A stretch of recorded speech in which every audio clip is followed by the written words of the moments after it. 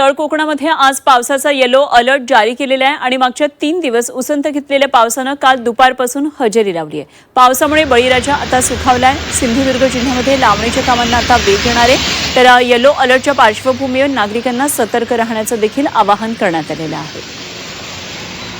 काय नेमकं सगळं हे वातावरण आहे याचा आढावा घेतलाय आमचे प्रतिनिधी उमेश परब यांनी।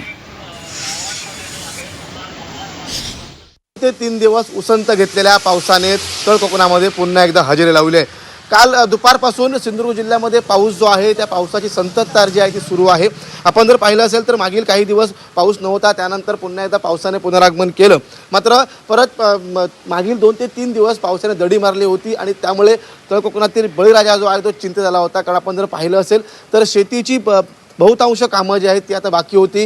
एकीकडे पेरणी झाली होती, मात्र लावणीची कामं जी आहे ती लावणीपूर्व तयारी करून बळीराजा जो आहे तो पावसाची वाट बघत होता। मात्र मागील 2 ते 3 दिवस पावसाने दडी मारल्यामुळे त्या ठिकाणी बळीराजाची चिंता वाढली होती। मात्र कालपासून आपण जर पाहिलं असेल तर सिंधुदुर्ग जिल्ह्यामध्ये पावसाच्या संततधार जी आहे ती पाहायला मिळते। काही ठिकाणी मुसळधार तर काही ठिकाणी रिमझिम स्वरूपाचा पाऊस पडतोय।